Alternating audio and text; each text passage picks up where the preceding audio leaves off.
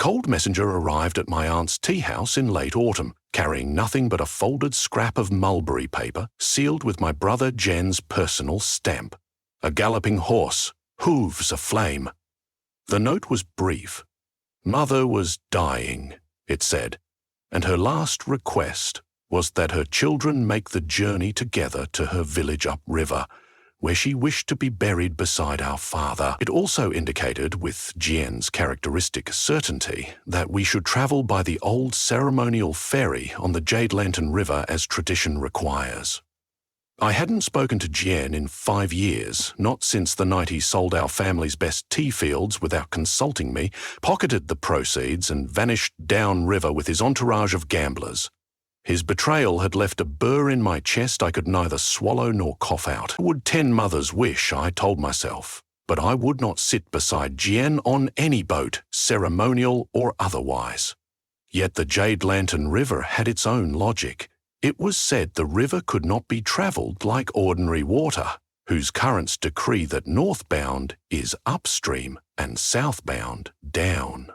The Jade Lantern's boats, carved from fragrant camphor, glided steadily against the current, deeper into the mountains, but only when powered by the passengers' willingness to forgive. Grudges, the legend warned, weighed more than stones. If a passenger's heart remained locked, the ferry would stall or, worse, drift backward until the traveller either unburdened the grievance or disembarked in shame.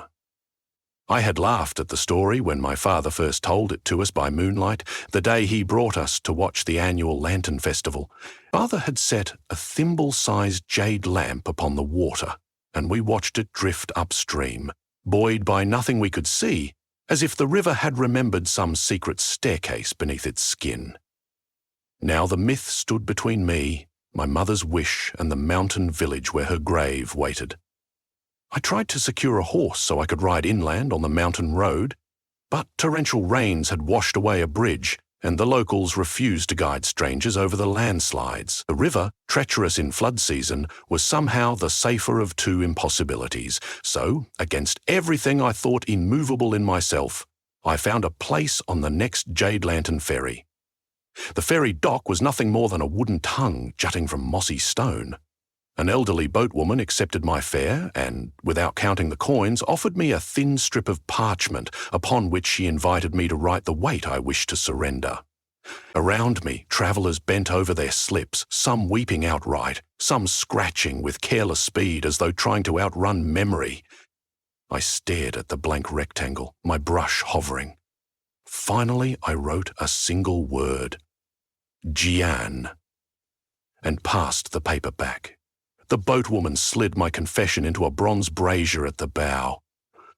A merciful flame rose, colourless at first, then green as tea leaves. The boat let out a sigh like a giant exhale, and the lanterns strung along the gunwales woke one by one with the same jade-coloured light.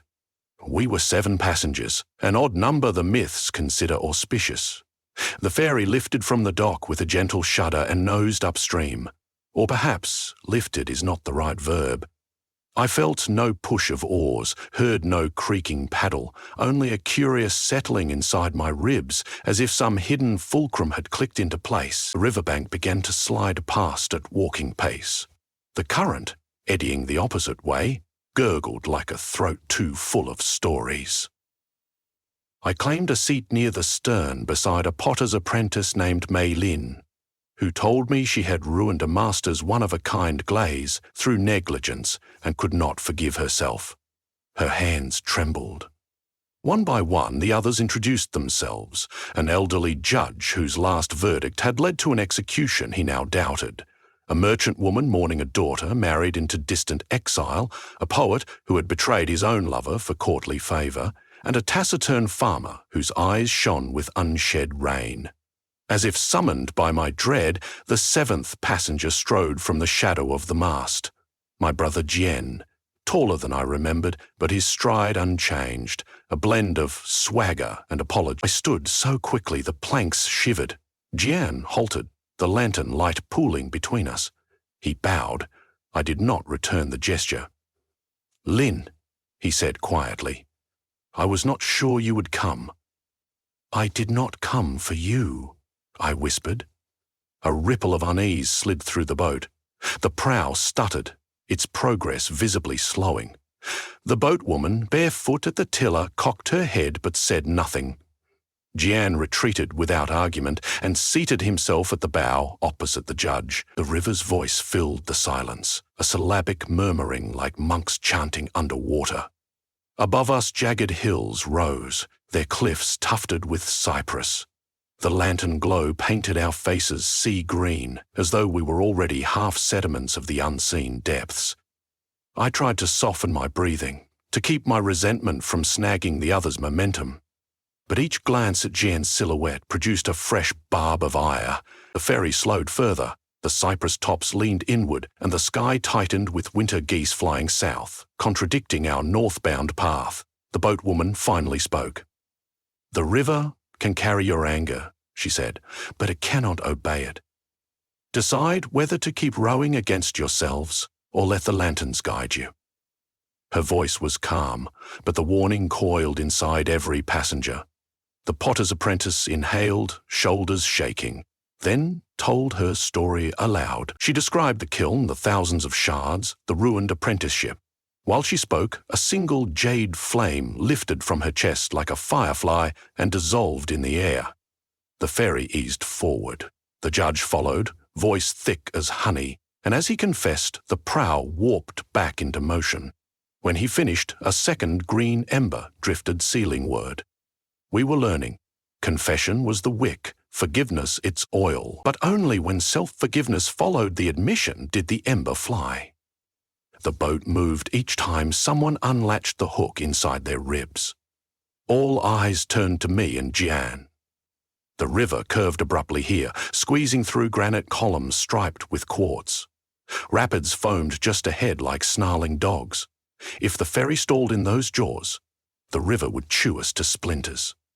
But my voice cemented behind my teeth. The farmer spoke next, haltingly describing how he'd cursed his own son for abandoning the fields. When he finished, 2 embers rose, as though father and son briefly reconciled in that glow.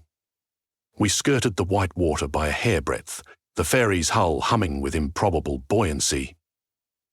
Past the rapids, the river widened into a glassy reach. Floating blossoms, ghost lilies my father called them, opened at twilight and emitted faint phosphorescence. The lanterns borrowed this light and grew so bright the cliff faces mirrored them like green moons. Yet beneath the beauty, tension lingered. Jian and I remained locked apart, the final anchor. We made camp on the water, another wonder of the Jade lantern, anchoring in mid-stream where no visible ground existed. The hull expanded outward, planks rearranging themselves into sleeping alcoves lined with reed mats. Supper was conjured from a cupboard I could have sworn had not existed an hour earlier. Salted trout, rice dumplings, and plum wine whose aroma thinned the distance between strangers. I ate alone at first, avoiding Jen's gaze. The poet, cheeks flushed from the wine, asked if I wished to hear a tale my father once told him at court. I shook my head politely, but he recited anyway. How the river originally belonged to a dragon who devoured every traveller until a monk offered himself in place of the others. The dragon, moved by such self-sacrifice, swallowed the monk, but found every drop of bitterness in its heart transformed into lantern light. The river itself reversed, obedient now to forgiveness rather than fear. Some say the monk still sits in the dragon's belly, the poet concluded, brewing lamps from sorrow. I suspected he told the story for my benefit, yet it struck me not as lecture, but a lifeline. I drank deeply of the plum wine and lay awake long after the others slept, listening to the gurgling hush beneath the keel. Even the water sounded patient, as though it had all eternity to wait for one stubborn sister. Just before dawn, a cry jolted me upright. Fog lay atop the river like sheared wool. In that vapour, the ferry had drifted diagonally, keeling toward a rocky shoal. The boatwoman sprang to the tiller, muscles corded in her thin arms, but the ferry moved as if packed with iron ore. "It's my fault," the judge groaned, clinging to the mast. I dreamt of the boy I condemned. No, the potter's apprentice said, tears tracking her cheeks. I woke hating myself again. They argued, each blaming personal relapse. But the boatwoman shook her head, looking not at them, but at me. Her expression was neither accusation nor plea, it was recognition. Behind her, green embers winked out one by one as the lanterns faltered. A jagged rock scraped the hull, drawing sparks. Another such scrape and the ferry would breach. I stumbled forward, heart thrumming. Jian joined me at the bow, his face gaunt in the sallow pre-dawn. Speak, he urged. I felt the other's eyes, the river's eyes. The coiled memory of our mother's stories, old father's tea fields, I said, voice quavering, and left me to bear the shame. Jian's shoulders dropped like sails losing wind. That is what you believe? He whispered. Sister, that's only half the tale.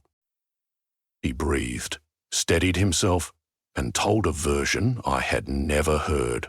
Father, knowing his illness would worsen, had instructed Jian to sell the outer fields, already failing to pay foreign creditors who threatened the inner orchard if left unpaid.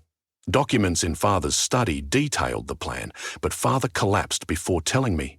Jian carried out the order, then fled because the creditors turned violent once they learned the tea grounds were worth less than promised. Our cousin Wei, who had served as Jian's broker, had pocketed the remainder and blamed Jian. I thought you safer believing the worst of me than being targeted by those men, Jian said. Cowardly, yes, but betrayal, never. The ferry halted entirely, pinned against the rock as if waiting for my judgment. Fog thickened. I felt the boat's timbers tremble with the combined heartbeat of all aboard. His explanation might have been a lie, but in his eyes, I saw the boy who once carried me piggyback across the irrigation dikes. I saw Father's funeral, where Jian stood stone-faced beside me while the mountain winds tore at our mourning clothes. I saw 100 kindnesses erased by one incomplete story. The anger I'd nurtured suddenly felt like keeping a blade buried in my own stomach just to spite him. Inside my chest, something gave way.